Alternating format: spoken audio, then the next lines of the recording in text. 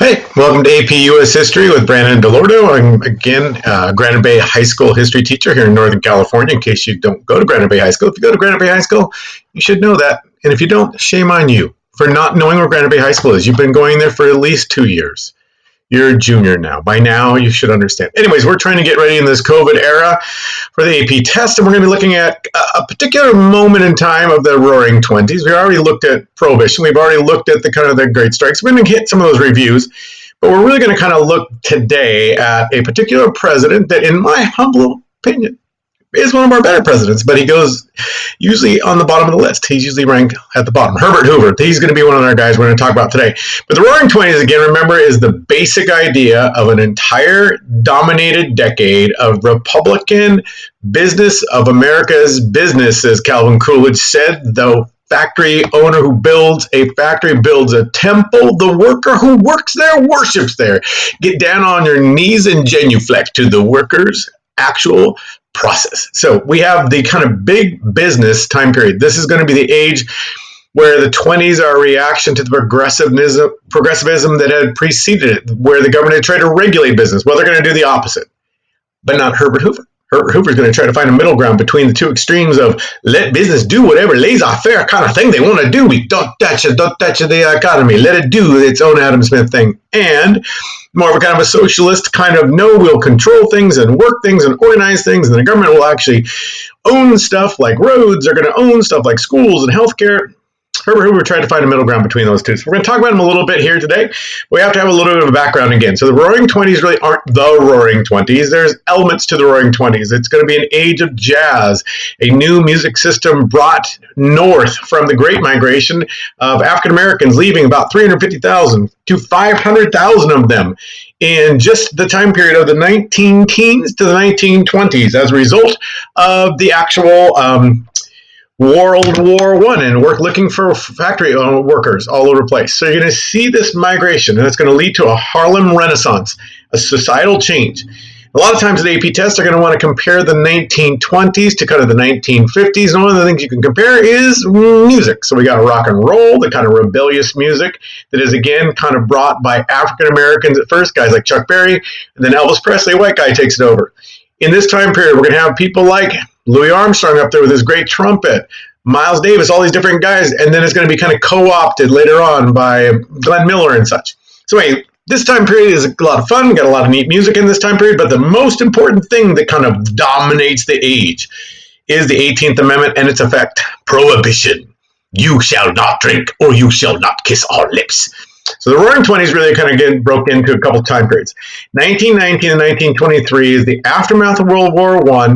The economy like booms all of a sudden because Europe can't buy its own stuff. It's devastated out of money, so we basically sell all over the place. Inflation goes up almost double, 100%, 200%, boom, just goes. And then there's all kinds of strikes. And a bunch of workers are laid off as then farmers and such come back to their jobs in Europe.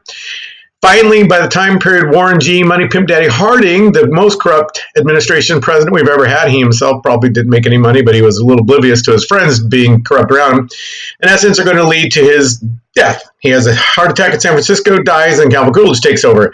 And this is the time period where the government basically undoes everything, for the most part, the progressives had done. Guys like Teddy Roosevelt and William Howard Taft and Woodrow Wilson. And the economy is going to go on fire. But the economy, as we took a look, is not a stable on fire. A lot of it is consumer credit. People are buying things with money they don't really have borrowed from a bank. They're buying stock with money they don't really have borrowed from a bank. So when the stock market goes like it's going to today at this lecture, everything comes tumbling down, down, down, down, down. It's like a balloon that looks like it's all nice and hard and firm. You're like, woo, that's a tight balloon. And one little prick, boom, blows up, falls apart, wastes away. So from 1929 to 1933, this is going to be Hoover's time as president. He comes to the presidency on March 4th, 1929, the year of the crash, and he's president over a kind of a big last gasp of the Roaring Twenties. And then on that darkest of all dark days, Black Thursday, after a Black Tuesday and a Black Tuesday and a Black Thursday. So we got Black Tuesday, we got Black Thursday, then we have two crashes. Stock market on October 29th, 1929 goes crashing down, and we end up having him be our president for 3.5 years, where it just goes down, down, down, down, down. Anyway, so there you go. That's going to be the start. So prohibition, if you remember, is all about the idea that it was the 18th Amendment that said that you cannot manufacture, transport with the intent to sell, nor sell alcohol. But, ladies and gentlemen, it was never, never, never illegal to own it, to buy it, nor drink it, which makes it a really profitable thing. So all kinds of corruption goes through the roof. We got mafia, we got Al Capone, we got all kinds of mobs. This is not just the Italian mobs, the Irish mobs, the Bohemian mobs, the Eastern Bohemian mobs. And part of the problem, if you remember, the high point of progressivism, the high point of this moral crusade of sorts, they passed the Volstead Act that followed the 18th Amendment, and the Volstead Act just defined alcohol. Now remember, most of the people thought beer and wine were going to be okay, that you could actually have beer or wine prior to the Volstead Act. But by the time everything's said and done, the 5%, 12%, or off to 25%, Wayne Wheeler of the big lobbyist group basically got it down to 0.5%, meaning all alcohol. So when you analyze prohibition and the passage of it at a state level in 1919, and it goes into effect on January 16th, 1920, you have to remember most people thought they could still have beer and wine. It was just going to be the really hard alcohol that they believed was what most of the immigrant workers, the poor people are drinking just to get hammered really fast. But as cultured folks, like our little IPAs every once in a while, not really invented yet, wines and such. So 1918 is also the year of the Spanish influenza. 675,000 people are going to die across the United States. 50 million deaths worldwide. Compare that with the coronavirus right now. But basically, by the time we get into 1918 going into 1919, there's really just an exhaustion with the war. As we talked about before, the war is going to end, and what's going to end up happening in those last couple months is that the United States government will be turned over to the Republicans in that last little moment. They'll get the House and the Senate, and by 1920 they'll have the presidency. Well, March 4th, 1921, but they'll have one at 1917 was the year that Russia overthrew the Tsar Nicholas, and his little Tsarina, and his even littler little son. But the Russian Revolution didn't turn communist until 1917. In October, so later than that. So at the very tail end of 1917, going into 1918, this pinnacle end of the World War I year, all of a sudden, it seems like the Russians are turning into this huge mass of exporting communism, that these Bolsheviks are going to kind of sneak around, and it's called the Red Scare. The idea that the actual workers have the color red, the color revolution. Our flag is not red, white, and blue. It is light maroon with an orange tint, white and blue. And so we have this red revolution of the time period. As you can tell with Lenin over here as the great kind of leader of the Russian Revolution, and all these guys who look a lot like the Jewish immigrants and Eastern European immigrants that people have come to hate during the time period. Well, it looks like they're going to burn down the American flag and replace it with their own communist little hammer and sickle for the farmers and the workers of the revolution happening. So by October and November of 1917, Russia is now being controlled by the communists. By 1918, 1919, 1920, there's a civil war between the whites and the reds in Russia. What causes other people to panic is that at the same time, guys like Lenin's right-hand man, Leon Trotsky, are trying to export and have a world revolution of the angry Russian, angry workers. So the idea that we are now somehow or another going to have this revolution sweep across the United States panics the crap out of people in 1918 going in 1919. First full year of peace. So you have this European anarchist out there getting ready to blow up Lady Liberty. Look, he's not even going to warn her. He's just going to drop the bomb right behind her. The other guy's like coming underneath the flag. And in this particular cartoon, you can see the communists are basically trying to persuade the more liberal political party, the Democrats, saying, hey, don't you want this too? And the Democratic donkey saying, you stay away from me. I'm controlling the telegraphs and the telephones and the railroads, which pretty much happened during the World War. It was called war economy. So in 1919, we have this fear. It's called the year of the strikes, as the economy gyrates back and forth, and all of a sudden inflation's up, and workers go, hey, the war's over. You promised us wage hikes, and that's not what happens. So as workers get more and more pissed, the Communist Party seems to be everywhere. At least that's what it feels like for many Americans. As you can tell by these cartoons over here, you got Foreign Radical with his little red flag communism kind of going, hey, American industry, I just want to hitch a ride and take over your train. And then civilization swimming along, trying to get to solid ground, but instead the Bolsheviks are dragging them down in the war wreckage after World War I. So you got to be able to talk about the Red Scare. And the Red Scare is where the United States panicked at the economy crashing, going hyper and then crashing. In this aftermath of World War I, we start to see the workers getting pissed because they were promised wage hikes, raises during World War I. When the war was over, instead of getting wage hikes, they got layoffs as inflation skyrocketing. So there's a handful of strikes across the United States in 1919. There's a steel strike. Like all the people in Seattle go on strike, all the workers. There's the Boston police officers strike, and it seems like, if you look at this, labor is being walked down, strikes, walkout, disorder, riots, Bolshevism, murderous chaos, and then the pit of who knows what. So the steel strike and all these strikes of the time period, it looks like Marx, big Karl Marx. I want you to see the means of production. Why? Well, that leads then to the Palmer Raids and the Red Scare in 1919. So 1919 is the big year. And you got this guy over here, A. Mitchell Palmer, of which the Palmer Raids are known. A. Mitchell Palmer was the Attorney General for Woodrow Wilson. And by 1919, Woodrow Wilson is thinking about running for president in 1920, but then he has a stroke. And a lot of people are going like, man, the guy's not going to be able to run for president again. And actually, Woodrow Wilson hoped that the actual Democratic convention would deadlock in 1920 and then he'd be able to be a compromise thing, but it didn't work out that way. So what you have is A. Mitchell Palmer, who in the bombings that happened during this time period, they happen all over the place. Mail bombs are sent to these various political leaders, including him, and it blows up in his front porch, basically right on the stoop of his house. And he himself is all shaken. He didn't get hurt. Nobody was in his family was hurt. The person who delivered the bomb got blown up. But they start thinking, these guys are going to throw the country over. So the communists, so anytime you hear a Red Scare, because there's going to be another one in the 1950s with McCarthyism, but the first true Red Scare was in this time period following World War I. And so A. Mitchell Palmer, now pissed off and trying to get a little publicity for himself so he can become president, start talking about how the Reds are trying to take over the country. They're trying to take over everything. They're blowing things up. They're going to decapitate Lady Liberty.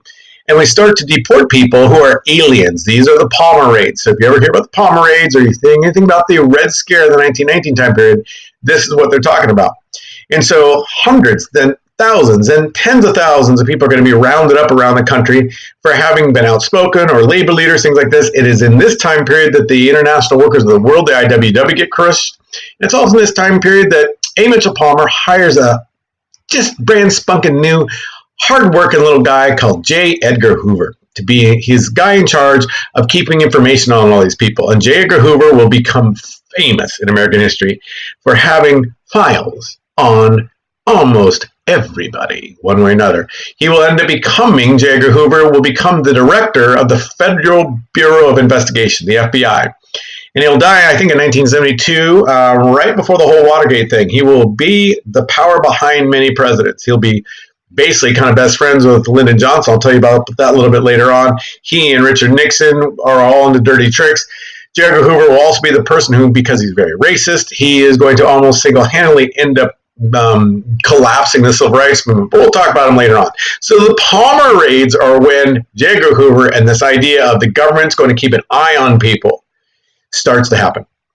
Thousands will end up being deported by the time everything's said and done. And we start to look around and say, why? Why are all these radicals in America? What's happened? So you see Uncle Sam over here, the world's melting pot. It's like, we can't take the scum is the way this one, digest the scum. So you got un-American ideals, Bolshevism, IWW, the red flag, the mad notions of Europe, all those crazy guys.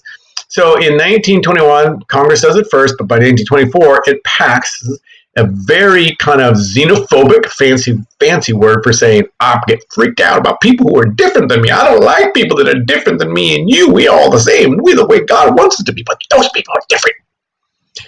So, 1924, Congress passes the National Origins Act of 1924 that basically says, now we're going to limit who can come into the country based on a quota, and the quota, I like this one, this is one of my favorites, the song, Oh, Close the Gates, Uncle Sam singing, we've got to keep the immigrants out, we've got to keep the immigrants out. I don't even have a slice idea how the music goes, but the idea that this was popular, the idea of build the wall, build a wall is not new. It comes repeatedly in American history. Pretty much anytime the economy craps out, we're pissed off at immigrants. Every time the economy picks up, it's like, build me a pool for no actual wages that I'd pay for everybody working in the country. I want you to be basically paid underneath the table.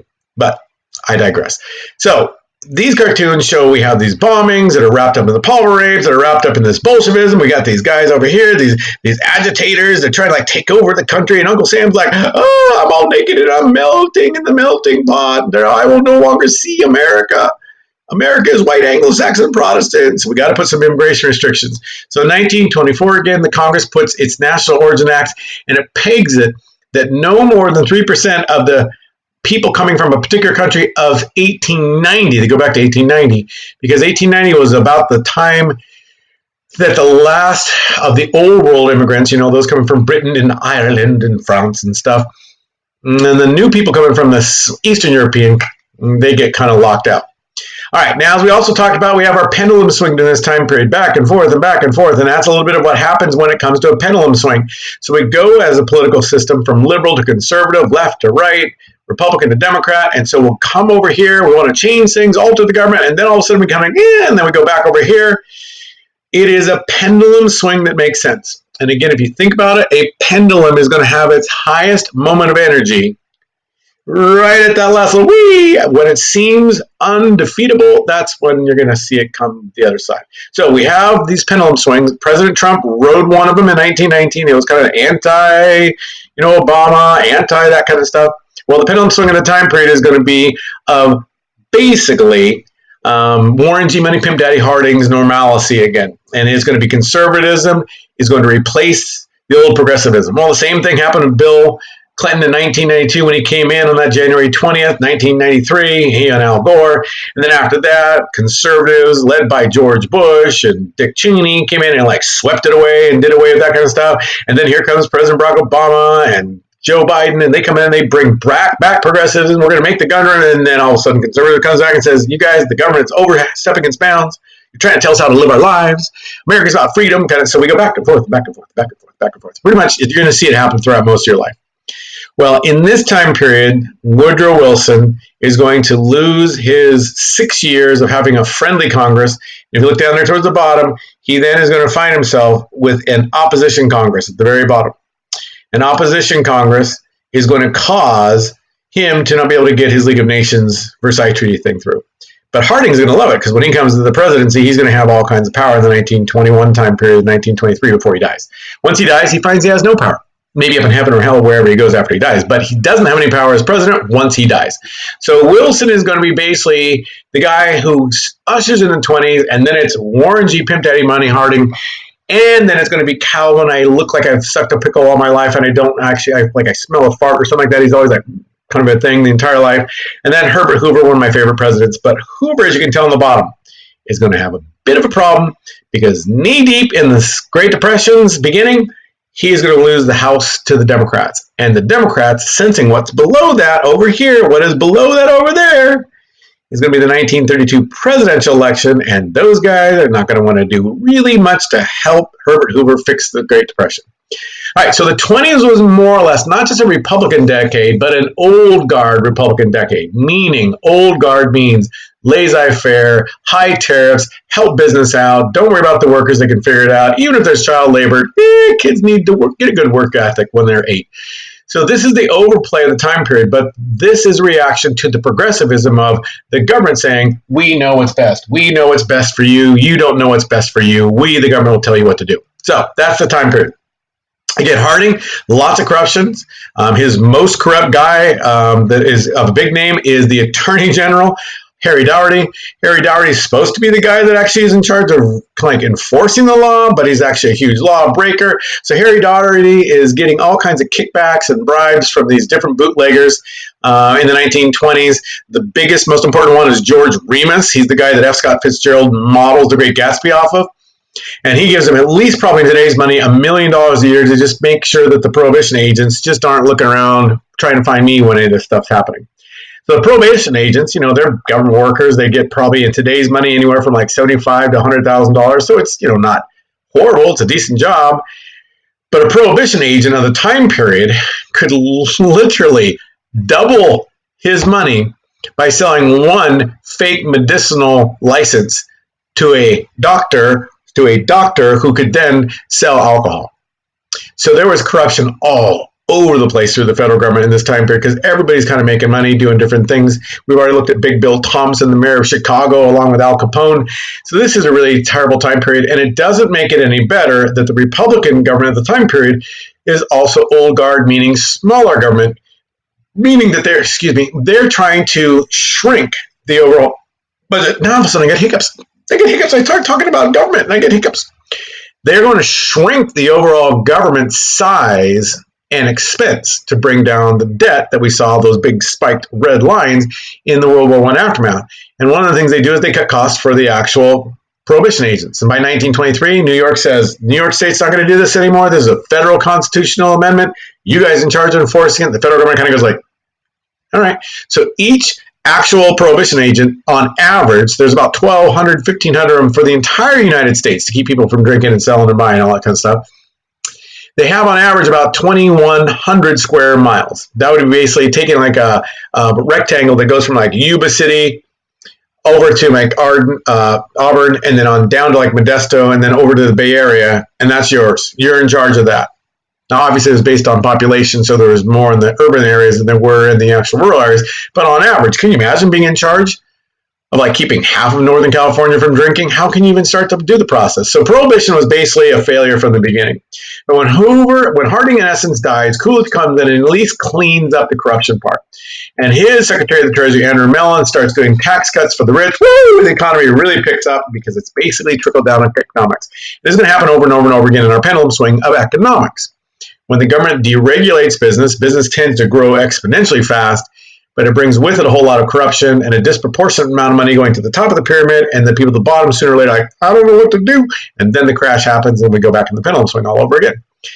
All right, so as we've been looking, the problem also with America in this time period is that our population is doubling, but our ability to make stuff is getting bigger than that all the time. By 1919, we're able to make all kinds of stuff. I mean, we're all kinds of stuff, and we can't buy all our own stuff. So you got to be able to get people to buy what they don't need.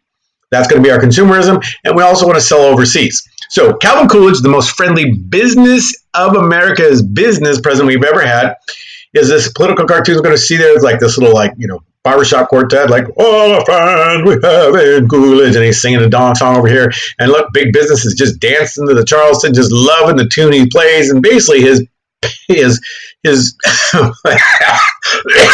been a while since I've smoked cigars. His big policy is going to be to do nothing. Let business do what business does. And the economy goes skyrocketing, at least on paper. That's the average index of the stock market until the crash in 1929. It's also aged a little orphan Annie and Daddy Warbucks. So we have Congress immigrating limits, and we got our whole kind of Scopes monkey trial in 1925. So part of the era of the 20s is that by 1920 now, half of America lives in cities. So it's a struggle between urban, Midwestern, and Southern America and the coastal Northern Rust Belt America. So we have rural versus urban, and we have conservative, old Christian kind of fundamentalists led by Charles Darwin, friend and enemy over here. So Charles Darwin's, this is basically William Jennings Bryan. He's like, God created the world in 6 days, took a nap on the seventh day. That's exactly what it is. It's called fundamentalism. You have Clarence Darrow over here representing John Scopes saying, no, people did evolve from monkeys. It's part of Darwin's theory of evolution. And Clarence Darrow, in essence, loses the case of the monkey trial, 1925, not because he lost per se. It's because he actually pleaded guilty to teaching evolution, which he did, so John Scopes. But basically, what's going to happen is he's going to actually start to make, for lack of a better word, fun of old fundamentalism. And old fundamentalism will start to kind of fade in the coasts. It's still very strong in some of the Midwest and the South of the time period. So this is that kind of challenge to social Darwinism. Now, in defense of William Jennings Bryan and the fundamentalists, it wasn't so much that they were anti-science, but they believed that this progressive science technology had brought about the worst war the world had ever seen before. And they weren't sure that that's what they wanted. So you have a whole lot is wrapped up in this time period. But when it comes to prohibition, you have those that are wet. They want to keep being able to drink, and the dries, who basically want to keep prohibition and keep alcohol outlawed for manufacturing. So as this political cartoon shows you over here, if you were doing your bias for a document-based question, obviously the artist doesn't really like the idea of the wets, because here's the brewer going like, I'm going to vote wet for my sake. I don't have enough millions of dollars. And then the mom over here going like, vote dry for my sake, for my 3 children without their father, whoever he is, and their large foreheads. Look at that poor girl. God, talk about receding hairlines already. That kid's got less hair than I've got, and I'm 54. Anyways, this cartoon in the middle is obviously against prohibition. It's the idea that prohibition is sinking the country into it. Everyone will do the exact same thing. Where's our freedom? Where's our liberty? And over here you got the KKK like rising to kill off. So the KKK was very into the dry movement at the time. That was the high point. So the KKK is going to rise again after the W.D. Griffith's Birth of a Nation movie in 1915 that more or less tried to retell the story of Reconstruction as poor white people getting taken advantage by those mean, nasty freed slaves that are so angry and they're brutal and such. And Woodrow Wilson, president, who was probably our most racist president after Andrew Johnson, said it was like watching history written with lightning. So the Birth of a Nation, one of our big money makers in the movie industry, is going to see its heyday in the 1920s. Its big kind of impact is going to be the rise of the KKK. And the KKK will come to be the most powerful political force in many Midwestern states, including Indiana, where Mike Pence came from. I'm not saying Mike Pence is in the KKK. But anyways, they will hit a high point in the Midwest, and even in Oregon, they'll take over the state legislature in the time period. So again, prohibition is going to be the thing, but prohibition is not going to work because the Republicans are going to try to basically save money by cutting down that, which isn't bad. It's good to pay off your debts. But basically, if you're going to make prohibition work, you've got to have money being spent about like that if you really want to make it work. Instead, we're spending money like that, down this small. So in this time period, we also have then the corruption. This was, if you remember, U.S. Senator Morris Shepherd. This is Texas ranch. It was raided by agents about a couple months after Prohibition went into effect, and he was kicking out about 1,200 to 1,500 gallons of gin a day. So this is the guy that actually wrote the language for the 18th Amendment. Talk about hypocrisy. So Prohibition is going to be the thing that is really going to try to like fight this time period. We've got our agents like Izzy Einstein and Mo Smith, and actually Two-Gun Hart, if you remember, who was actually the brother of Al Capone. It makes for a fun time.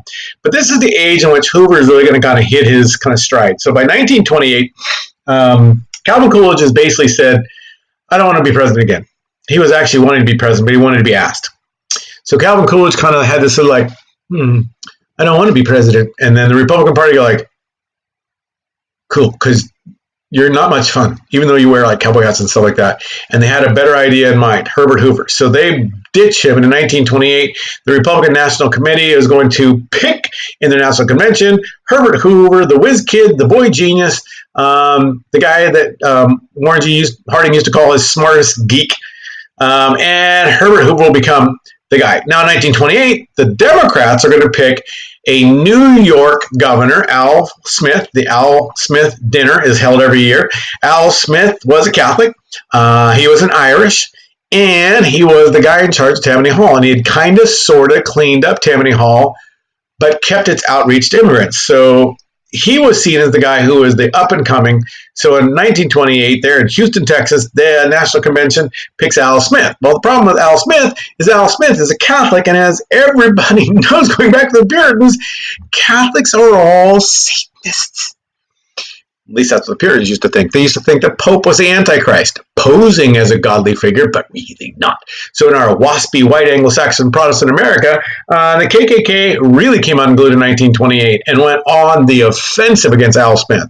How can we have a Catholic in the White House? So the KKK just comes to the fore. This is the cabinet meeting if Al Smith were president. I mean, look over here. You got Al Smith. He's bringing in booze. There's the Pope kind of going like, and now for our takeover of the United States of America. And all these little cardinals kind of going little thumbs up. Over here, the KKK is hitting the ballot of the grabbing of Rome. It's like the KKK is like the knights that are saving America. And so what we have in this age is the high point of the KKK from 1924 to 1928 in the xenophobic age.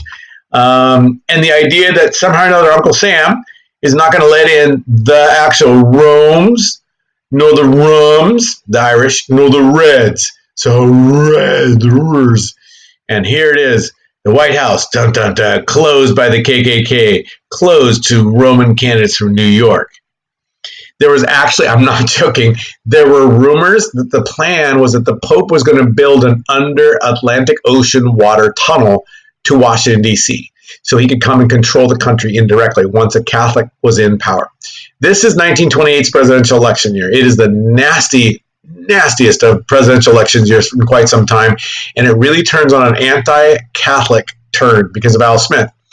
And in this time period, you have Bob Jones over here, the founder of Bob Jones University, a South Carolinian university, private Christian college, run by the son of Bob Jones, also known, I think, as Bob Jones, and his son, Bob Jones, and then I think there might be a fourth Bob Jones. I've tried to read up on it, but I try not to very often. Bob Jones University is interesting. Bob Jones University, in the year 2000, when George Bush, one-time governor of Texas, was running against Senator from Arizona, John McCain, you go basically to Iowa first. That's where you go for your first kind of caucuses. Then you go to New Hampshire, and then the third state you do is going to be South Carolina. Now, South Carolina, right before, this is just Republican, so Republican running against Republican. This is before he runs against Al Gore. There was an email rumor out there that he had an illegitimate black child. His wife, and he actually adopted her from, India area, not a black child from the United States. But anyways, he decides to not go to South Carolina to give his speech. The traditional place you go to is Bob Jones University. George Bush went, gave a speech, but he decided, you know what, nope. And he basically didn't say, hey, because people have been kind of bad-mouthing my daughter. It's that in the year 2000, Bob Jones University still did not allow on their private Christian college interracial dating. In response in 1998, just a year and a half before all this, thank you for a phone call requesting information in racial relations. The University has an open admission policy and we accept students of any race. The student body is fully integrated with students. Bob Jones University does, however, a rule prohibiting interracial dating among its students. God has separated people for his own purposes. He has erected barriers between them and nations, not only land and sea barriers, but also ethnic, culture, and language barriers. God has made people different one from another and intends those differences to remain. Bob Jones University is opposed to intermarriage of the races because it breaks down the barriers God has established. It mixes what God separated and intends to keep separate. Well, I like this part down here. Although there is no verse in the Bible that dogmatically says races should not intermarry. So anyways, Bob Jones in 1928 was on the record saying, and pardon my language, but this is a direct quote, I'd rather see a nigger in the White House than a Catholic, than Al Smith. It's a good thing we've come so far and we have no problems with racism anymore in America at all. Yay.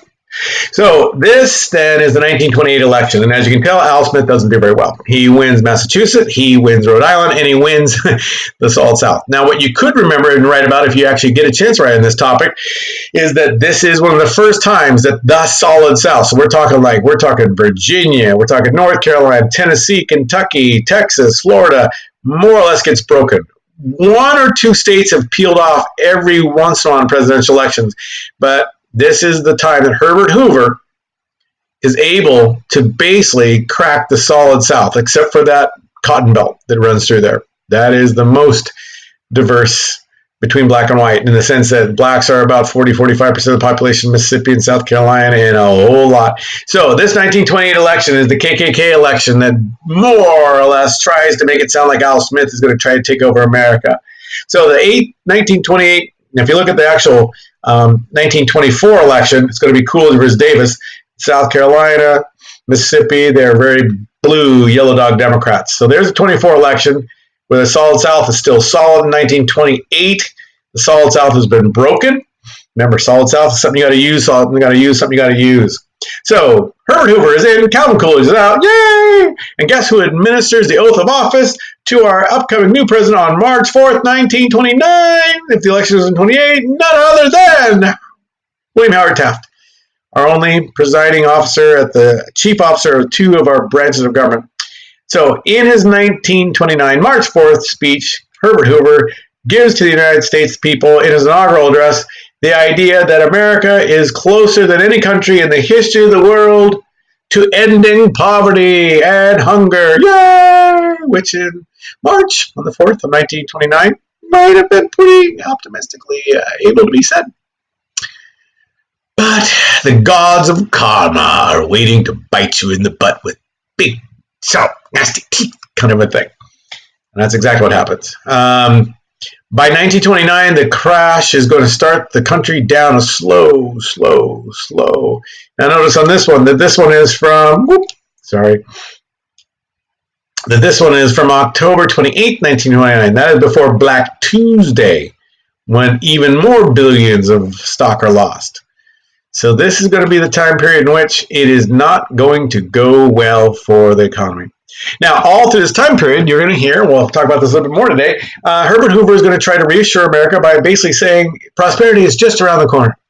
And the stock market, though, would crash, would go lower. Then he'd say, prosperity is just around. Prosperity is just around. And soon enough, it would go up. It'd go up for a while. See, I told you, we're on the stock market high. And then, Now, had hindsight being 2020 perfect vision, had Herbert Hoover known that it was going to go all the way down here, he probably would not have said what he said. But here's really the reason why he said what he said at this time period as it's going down and down and down. Because the stock market is based on perception of the future. And if the president comes out and says, tomorrow will be 6,000 times worse than the day before, people will be throwing themselves from the standing buildings of New York, plummeting to their death in horror of their stock portfolios crashing. If you say that, then the stock market's going to crash even worse. If instead you say prosperity is just around the corner, yay, then there's a good chance that maybe, just maybe, people will actually believe you. Sounds familiar. If you just always say optimistic stuff, coming out of the White House, I wonder what that'd be like, hearing nothing but great news all the time. We're winning and winning and winning and winning. All right, so this is from March 4th, 1933, when the next president is taking over, and Herbert Hoover is this dour, grumpy, and Franklin Delano Roosevelt's all wee, smiling his big old toothy grin. We'll talk about that here in a little bit. So here is your quote to start with, as I think is an interesting starting point. I certainly hope we can make him president one day. There would be none better. Greatest president in the modern 20th century, most historians believe, Franklin Delano Roosevelt. Got us through the Great Depression, got us through World War II. Okay, unless you're in Placer County, then it's Ronald Reagan. Ronald Reagan is number 2. Ronald Reagan is number 3. Ronald Reagan is number 4, 5, 6, 7, 8, 9, 10. He's the top 10 best presidents all by himself. But in this time period, 1920, the person that we're talking about in this quote is Herbert Hoover. And here, for irony's sake, the person actually saying that he hopes is Franklin Delano Roosevelt, Assistant Secretary of the Navy in 1920, going on to be the vice presidential candidate in that year's election. How far we came. There's little baby Herbert Hoover, born in Iowa in 1874, to Quaker parents. His dad was a blacksmith, and they lived modestly. His mom was pretty devout little Quaker, raised him with all kinds of stuff. His dad died when he was about 6.5 years old, and by the time he was 10 in 1884, his mom died. So little Herbert, they called him Bertie Hoover, and his brother and sister were separated out to live with relatives, because no particular relative in the 1880s could afford to have all three of them. He went to live with an uncle and then went to live with another uncle in New York. So by the time he was 10, he was separated from his brother and his sister, not to see them a whole lot in his young days. This is going to have a huge impact on Herbert Hoover later on in terms of his perspective, his mindset, the way that he kind of reacts to emotional stresses in American history and his own personal life. He is sent off to live with his Uncle Minthorn, and kind of sort of goes to school, doesn't do all that great. By the time he's about 16, he's working in his uncle's real estate office. He's pretty good at numbers. Seems like he gets really better with numbers, but he's not all that great. In 1891, he attempts to get into 1894. Sorry, in 1894, Anyways, one of those two, I will look it up later on, or you can.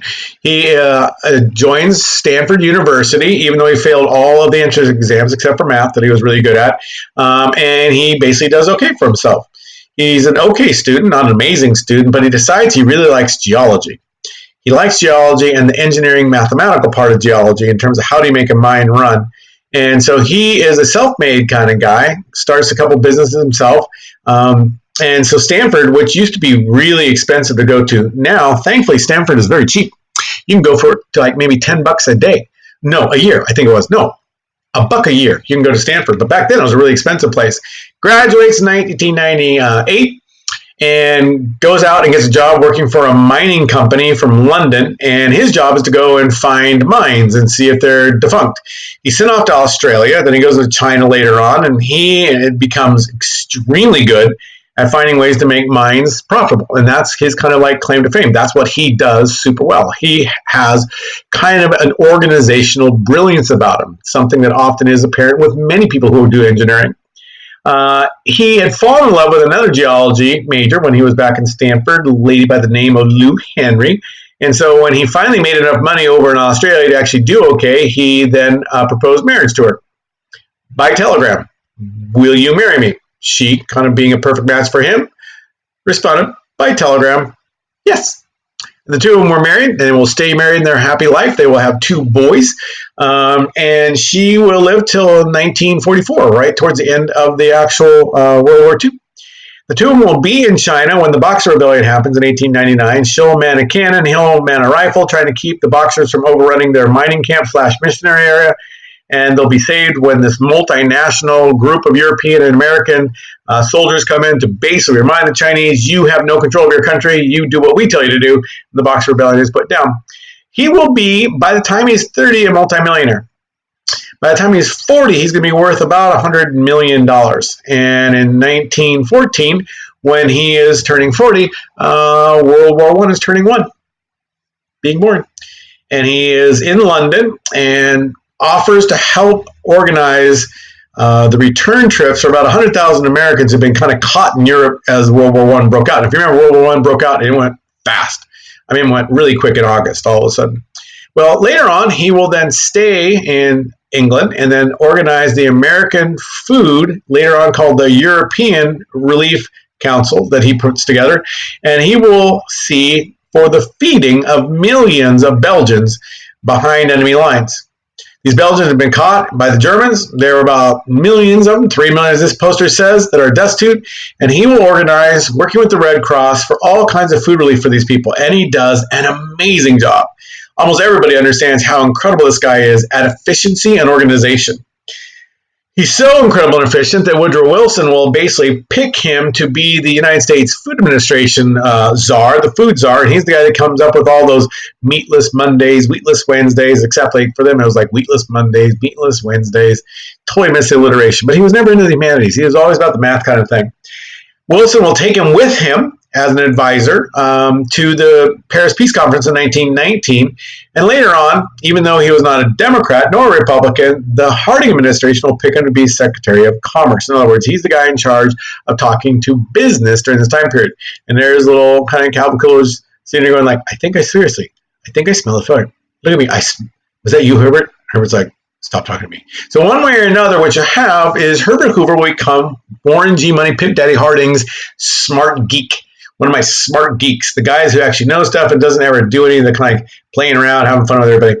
One of the things that Herbert Hoover was really big into as a food czar, and it will carry over to his presidency, was the idea of volunteerism.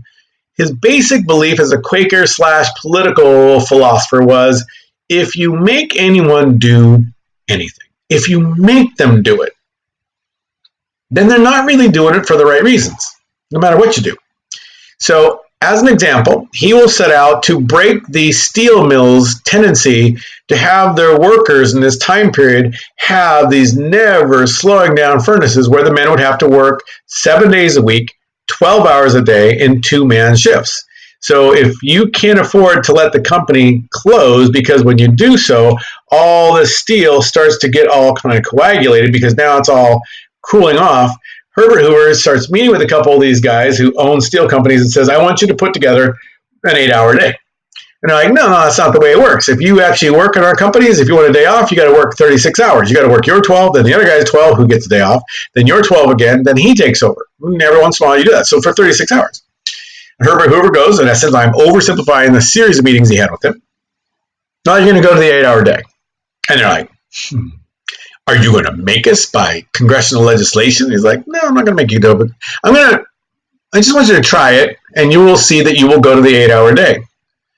And then the steel owner's like, there's no way our men will take like a 50% cut in pay from going like 36 hours down to 12 hours, from 12 hours to 8 hours, or a third 33% cut in pay. And Herbert Hoover was basically saying, no, you're going to pay him what you always pay him, but now you're going to have 3 men working 8 hours as opposed to 2 men working, 12 hours. And like, you're just crazy in the head. Goes, no, just try it. Try it and see what happens. And they're like, why would we try it? He goes, well, let me ask you this.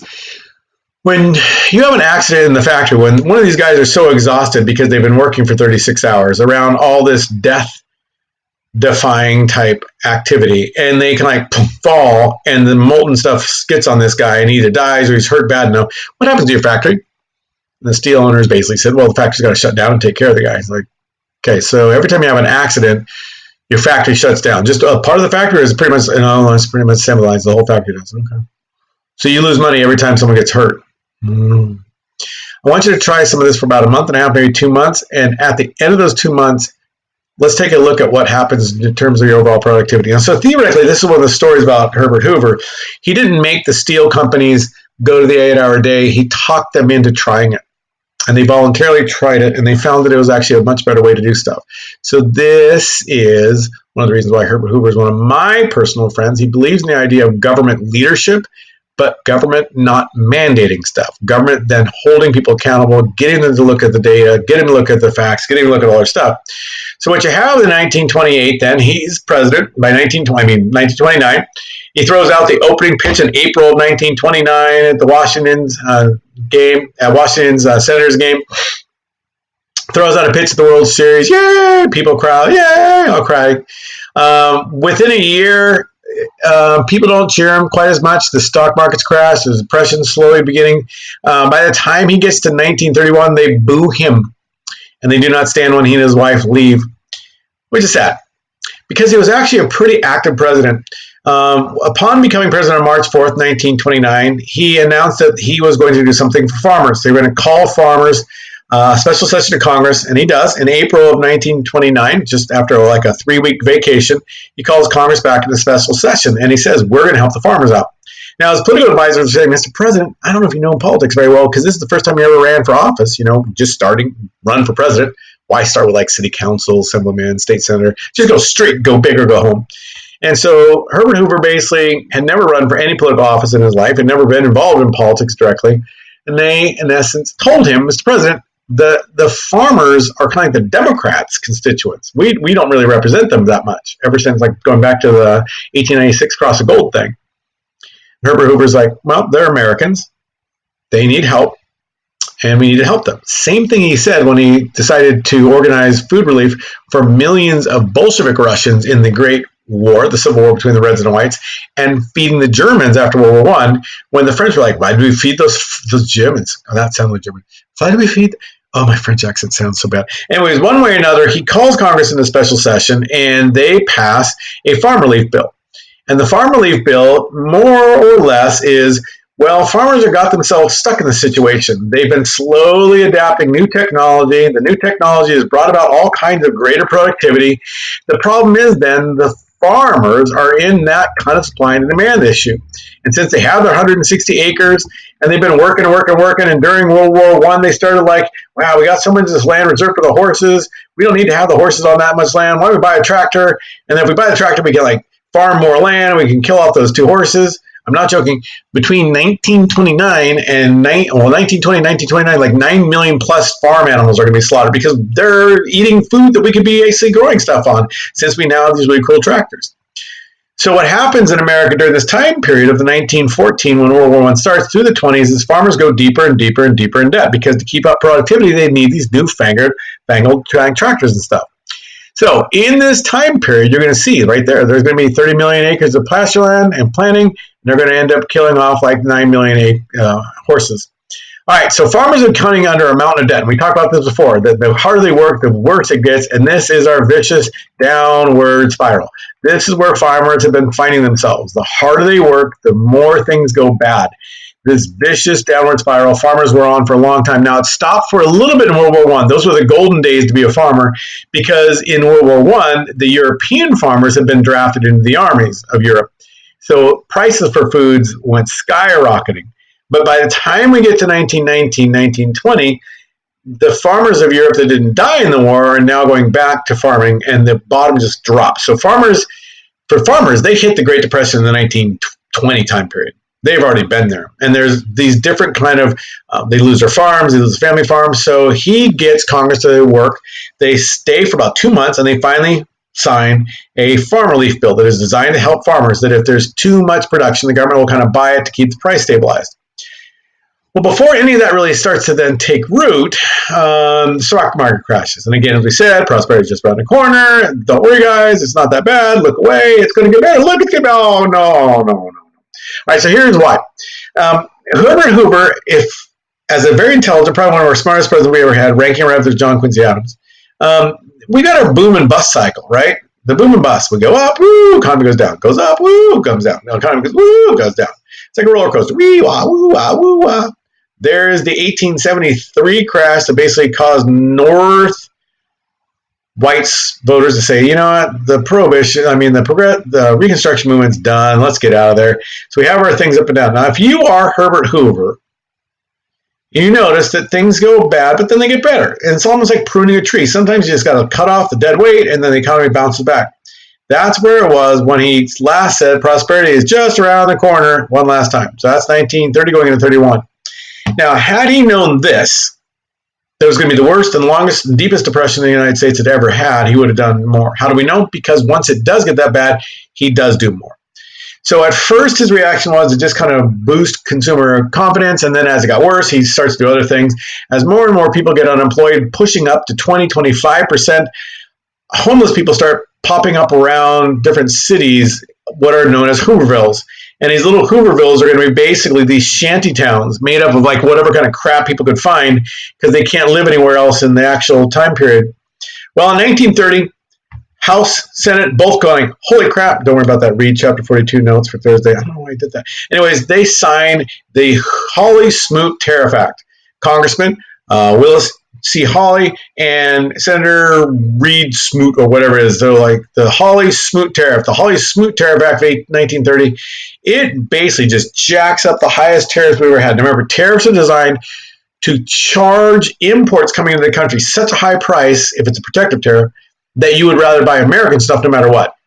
Their calculation, and this is why Hoover signed it, even though literally hundreds, I think over about 1,000 plus economists asked him not to. In 1930, he signs it with the idea that if this pumps up the economy, it might carry through to the November election.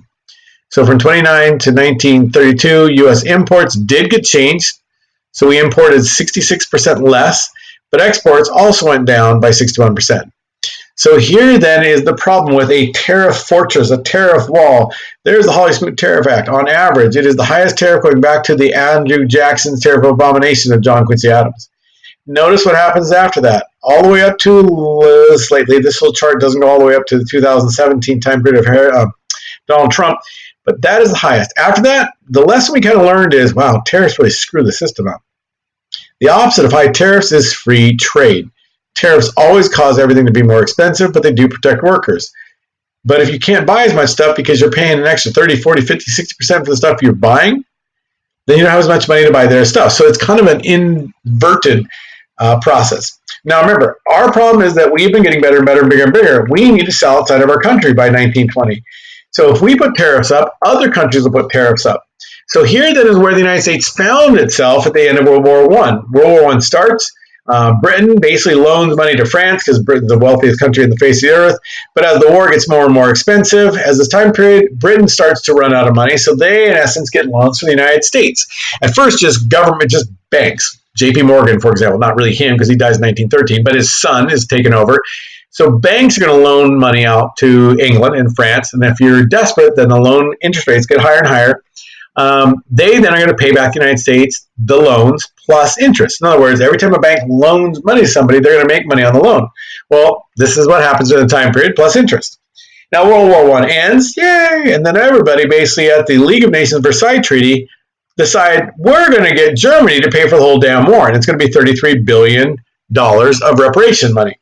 Now, if you remember from AP or world history, Germany goes horribly into debt by 1919, 1918, 1920.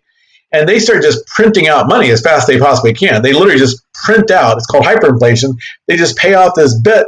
It'd be like you trying to pay off like a house by just taking a $100 bill and putting it on like a copy machine and just printing it and printing it and printing it. After a while, there's going to be so many of those damn things in the system that it will be cheaper to actually, burn money than it is to buy fuel for burning.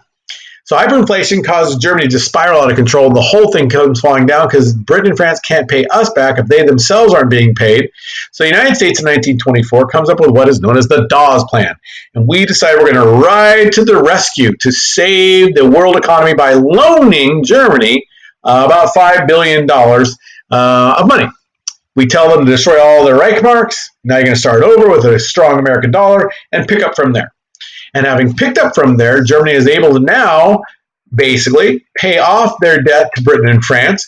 Britain and France then will be able to pay off their debt to the United States. And to make things even better, the United States will now also make money off of Germany for the Dawes Act loan. So we're making money all over the place until the Hawley-Smoot Tariff Act drags down world trade. So what happens to world trade after 1930 is world trade just goes juke, juke, juke, juke.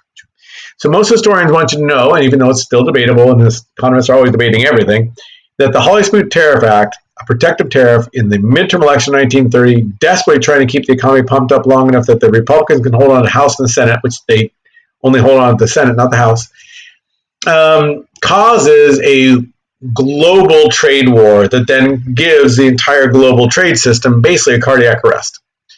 So an American depression becomes a global depression going in from 30 to 31. And it will destroy countries all over the place, most importantly, Germany, causing people to be out of work. And all of a sudden, it's like, I don't know, but that Hitler sounds like he's onto it when he says Germany must be strong again. That's brilliant. Germany must be strong. That is brilliant. Make Germany strong again. I like it. So the economy then basically craps out. What you find then is the Republicans hold on the Senate, but they lose the House. And the House will then be in the hands of the Democrats, as this little political cartoon shows you. Cheer up, he's saying to the Republican elephant. Remember, your loss is my gain, as the sun comes up in 1931, having just lost the midterm elections. So what you have then is Hoover goes into overdrive by 1932. In 1932, he really kicks it into high drive, and he creates with Congress something called the Reconstruction Finance Corporation. So Congress is mad at him, he's mad at them. The actual, if you wrote about this, though, you got to be careful. If you're writing about this document-based question, you wouldn't say something like, after winning the House of Reps in 1930, no Democrat would work with the President Hoover to fix the economy. No Democrat? Really? No Democrat? Not a single solitary one? That's actually historically incorrect. Many Democrats worked with him to help the economy out. So an easier and better way to be kind of safe with this, remember, don't do all, never, no one, everyone, all the time. After their midterm win in the House of Representatives in 1930, the Democratic Party refused to work with Hoover. Okay, so that's a little bit more, because the Democratic Party didn't want to work with him. But he does get passed with a pretty strong majority of Reconstruction Finance Corporation. And don't think it's called RFC, but don't get it confused with KFC, because that's basically delicious, delectable chicken that is horribly bad for you. And the RFC is a deliciously delectable infusion of money from the federal government that ends up being bad for you. So it passed in January 1932. 1933 is an election year, so the Reconstruction Finance Corporation is going to fall apart. And here's the basic idea of it. The federal government, that's Hoover, working with Uncle Sam, is going to pour billions of dollars in to jumpstart the economy. Now, Reconstruction Finance Corporation, money will go in to help businesses keep workers. In other words, they're going to give billions of dollars to businesses to not fire workers, because workers are most companies' biggest cost. Finance is going to give money to banks, and the money to banks is supposed to be there so that the banks don't have to foreclose on people that are falling behind on their mortgage payments, their house loan payments, things like that, their farms. And corporations are big companies. So we're going to reconstruct the business and banking system. So we give money to banks and we give money to big business. Because Hoover was not big in the idea of mandating anybody to do anything, this billions of dollars of Reconstruction Finance Corporation, which were all great ideas, did not come with many strings attached. If you're hearing this lecture in 2020 and it's not just echoing through the internet for years and years to come, when Congress passed its money for the COVID emergency, they gave billions of dollars to small businesses. Those are supposed to be businesses that have 50 or fewer employees. But there was a loophole in it in such a way that big businesses, like Jersey Mike's that have franchises all over the place, Togo's that have franchises, but each of those individual companies have less than 50, that some of these big corporations were the first to get the money. And they're the ones that don't need it near as bad as a mom and pop store. But that's okay. We did it back in 2008 too. 2000 financial crisis, President George Bush's time period helped push through Congress something called the TARP, the Toxic Asset Recovery Program, and it put billions of dollars into the hands of rich people. All right, so here's where basically he goes. Herbert Hoover understands the United States is going to have to start doing something different. So he switches gears, and Keynesian economics is where he switches gears to. He was a contemporary of John Maynard Keynes, a British economist. And the idea of Keynesian economics is that unlike laissez-faire Adam Smith economics, where the government just sits back and kind of goes, hey, unless things happen, Keynesian economics is based on the idea that you as a government have to get in there, and if the economy is slow, you jumpstart it. If the economy is good and strong, you pull money out of people's hands by taxing them. In other words, you become the regulator of the economy. Keep it from getting too hot or too cold. Papa bear's porridge, baby bear's, or mama bear's porridge. Somehow or another, I could never understand how baby bear's porridge became the just right. Thermodynamics seems to say that if it's the smallest bowl, that would be the coolest bowl, and that mama bear's porridge would be the just right if Papa bear's was too hot. But I digress. So think about like any movie you've ever seen where a guy's heart stops, and they're like, boop, boop, boop, boop. Right? They pull the defibrillator machine, 100, and they say like this, and they put it on either side of the heart, and the thing is going to just pulse electricity through it. The idea that the muscle of the heart, which is nothing but a big muscle, is kind of like, aha, and wake up with this electric shock. Now, the problem is with these defibrillators that you don't want anybody else touching because then that shock could kill you. So in other words, this could kill somebody, but hey, his heart's already stopped, so what do we have to lose? And they give him the shock, boom. They call him the jump, boom. They call him the jump. Next thing you know, boom, they jump. And it's always like 100, 200, 300, 6,000, whatever. And so if the heart got going again, Keynesian economics says, if the economy picks up, then back off. You don't keep jump-starting the heart saying, well, that 300 worked really well. What if I gave him 500? And all of a sudden it's like, the guy dies again. Keynesian economics is not big government spending economics. Keynesian economics at its core is regulatory economics. If the economy is on fire, pull money out of people's hands to keep inflation under control. You pull people's money out of their hands by taxing them. If the economy turns around and it's all of a sudden like, ooh, you jumpstart it. You infuse money into the economy. You buy things. You build stuff. You do something with the money. Jumpstart the economy. So what does Hoover do? He starts to do these big construction programs like Boulder Dam. You might know it as Hoover Dam. It started because of the Hoover administration. It will be finished later on. It's also used to control Megatron. That's how much electricity is needed if you've ever been a Transformers person. But it doesn't matter. Things keep getting worse. The Hoovervilles get bigger and bigger. And next thing you know, even the everyday vets of World War I are pissed off and angry at Herbert Hoover. He can't get anybody to fight. Oh, Herbert Hoover. It's called the bonus march. So they will begin to march on Washington by the tens, by the hundreds, by the thousands.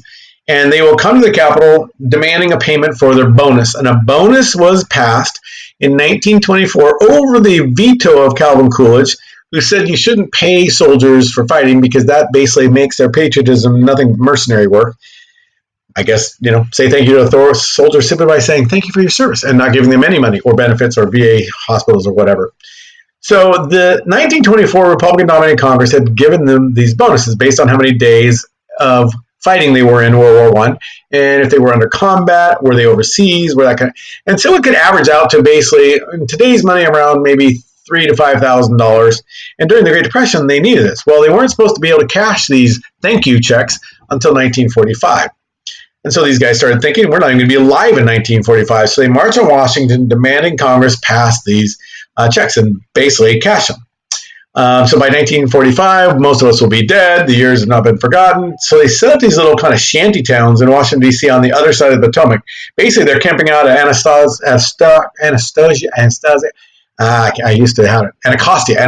Flats, which is where the Pentagon is now, ironically, where these vets from World War I were hanging out. And they pressure Congress. Well, Congress finally does what they're supposed to do. June 15th, 1932, the House of Representatives, the Democratic House of Representatives, I should make that blue, passed let's pay the guys right now. They were there for us in World War I. Well, we should be there for them. And then they take off and go home in an election year, saying we were there for the vets. The Senate wrestled on it through the day and into the night. And when the Senate finally wrote on it, they rejected it. And the vets, instead of like rising up and like storming the Capitol, they start singing patriotic hymns and they go back to their camps on the other side of the Potomac River. Well, by the next couple days, they're just hanging out. And within the month, President Hoover orders Douglas MacArthur to move to get the bonus army guys out of downtown Washington. Well, at first the police try to do it, and then a guy is shot, another guy is shot. So the Army calls in not only our tanks, but our cavalry. Ironically, the last time the United States government effectively used a cavalry for an attack in anything other than a parade was in this July of 1932, in the midst of an election year, to kick the vets out. So the younger generation of soldiers are riding horses to kick out their father's generation of soldiers. Well, two guys get killed. William Huska and Eric Carlson are going to get killed in this kind of melee, shot in the back by police as they were trying to leave the area. And then Douglas MacArthur has them go over the Potomac River, and they're actually then start to set fire to the Hoovervilles on the other side of the river. And in this process, a 12-year-old baby by the name of Bernard Myers ingests a lot of the tear gas that was used, and it made some other complications in his body he already had worse, and he ends up dying. They displace these guys, and this becomes a horrible thing. Now, just for context, in 1933, they come back, but instead of kicking them out, President Franklin Delano Roosevelt sends his wife, and they set up kitchens, they give them food, and they offer them jobs in the CCC. So by the time we're done, Hoover is getting the blame for pretty much anything and everything that's going wrong in America, and it doesn't help that the Democrats in the House are not doing anything to help him look good and fix this economy. So the worse it gets, the better their chances in the 1932 election works. So Hoover is working like 14, 15, 16-hour days. The Republican Party meets in Chicago that year to pick their guy, and they're like, we got to go with Hoover, even though everyone knows it's the, oh my God. So they basically do this, hey, you got to stick with it, just like we did with Lincoln in 1864. So vote for Hoover, but we won't even mention his name. So Hoover then gives a lackluster, thank you for appointing me, I gladly accept, radio announcement from Washington, D.C., cabled into the actual place. By tradition, the actual candidates didn't show up in these things at all until now. So the Republicans are going to try to push for it. So if you see this as a cartoon, vote for Hoover. Don't change now. We're in the stream. If you change, it's going to be bad. Or Hoover, working on breaking the Depression, cracking it wide open with all these different things. So these are also very pro-Republican political cartoons, posters in here. Well, the Democrats meet in Chicago too. The mayor of Chicago is the guy who took over from Big Bill Taylor's, Al Capone guys, Max Cermak. And so what you have then is they also go to Chicago in the time period. And in Chicago, you need 770 delegates to win. Now, there were three guys running, Franklin Delano Roosevelt, well, about 20, but three of the guys in the big side. Nance Garner, senator from Texas, and then Al Smith was running again, also from New York. Currently, at the time period of the Democratic Convention, Franklin Delano Roosevelt was the actual governor of New York. And so ultimately, Nance Garner gives his delegates over to Franklin Delano Roosevelt. Franklin Delano Roosevelt then makes Nance Garner vice president. They have the wet candidates, so they, in essence, believe in the idea of repealing Prohibition. Nance Garner, later on, when asked, hey, what it was like being president, he, in essence, said in his crotchety old, kind of grumpy Texas way, vice presidency ain't worth a warm bucket of piss. I've seen it in textbooks as spit. I guess the word piss would offend people. Warm bucket of piss. Anyways, one way or another, Nance Garner is going to be this guy. And to break tradition, Franklin Delano Roosevelt flies to Chicago to actually accept the nomination in person, which he does, electrifying the people of the United States. And what he promises in this speech is, I promise the American people a New Deal. He never says what the New Deal is. Never announces what the New Deal is going to be, what's going to happen with it, but it sounds great. Make America great again. We want a New Deal. Who doesn't want a New Deal when the bad old deal doesn't seem to be working? Al Smith finally grudgingly gives his support to Franklin Delano Roosevelt, although in the next election he will take it away. Remember Big Bill Thompson? He was the guy that was the Chicago mayor that vowed to punch Henry V in the head. It was the one that had hand grenades thrown at the pineapple primaries, and he was beat by Mayor Cermak. Cermak is the Chicago guy. He was an Al Smith guy. But to show that we're a united Democratic Party together, I, the mayor of the second biggest city in the United States, I will start campaigning for Franklin Delano Roosevelt. And later, he actually will be in the car when Franklin Delano Roosevelt and this like donkey come like in, and he ends up being shot by a man who had decided that he was going to kill Franklin Delano Roosevelt, but missed and hit Mayor Cermak instead. So Franklin Delano Roosevelt now with his New Deal and his spunky kind of yay. So let's see how the 1928 election went for poor old Herbert Hoover. Here's 1928. Big win, cracked the Solid South. And here's 1932. Oh, mama. If you're Herbert Hoover, you used to have that within 4 short years. The only people that want you are Maine, New Hampshire, Vermont, Connecticut, Delaware, and Pennsylvania. Now, the Electoral College was I think the official term in social science, political science classes in college is ass kicking. That's the official term they use when doing their doctoral studies. The popular vote was pretty close. I'm always amazed at how bipartisan our country is and how split along lines we are between Republicans and Democrats. Even if there was an election where you could imagine somebody would say, screw the guy that's there, it would be this one. But look, 2/5 of the United States still wanted the guy. So Roosevelt wins in a landslide. The Democrats control both houses of Congress, so he's going to be able to get a lot of stuff done. And this is where then this story makes sense. Herbert Hoover is seen as a guy saying, I'm not going to talk to you. And he goes to the inauguration, but he more or less doesn't want to be there. And here's the inauguration where the only thing we have is fair thought. We'll talk about this in our next one. But he basically, the thing that explains this cartoon where you have Franklin Delano Roosevelt in this New Yorker just optimistically smiling beyond smile out there, and Herbert Hoover in this dour kind of like, my life sucks, Eeyore kind of look, has more to do with what had gone on. The two had pleasantly met in the morning of the inauguration, and Franklin Delano Roosevelt had been there. They tried to do small talk, and then after a while, Herbert Hoover wouldn't even talk to him anymore. So after awkwardness, Franklin Delano Roosevelt starts just waving at the crowd because he got nothing else to do, and that's where this cartoon comes from. Here's the reason why.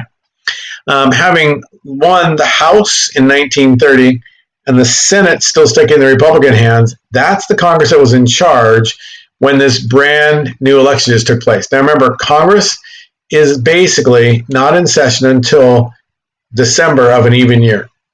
So in 1932, Congress is not there, but the president doesn't come until March. So there was 4 months, November to December, December to January, January, February to March. There was 4 straight months before the new president would come in. And that's going to be changed with the 20th Amendment. They're going to move the March 4th up to January 20th. But during that time period, Herbert Hoover begged Franklin Delano Roosevelt to work with him to close the banks because the banks were beginning to collapse across the United States. And Franklin Delano Roosevelt said, no, you do it if you want to. I'll do what I want to do when I'm president. About 7 times, Herbert Hoover kept asking over those 4 months for the president to do something with him. And the president-elect, Franklin Delano Roosevelt, goes, no, I'm not going to do it.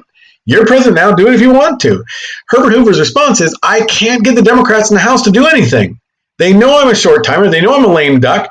I have the support of the Senate because they're Republican for a little while longer. You have support of the House. If the two of us work like a Batman and Robin of some sort, we can get a bank holiday.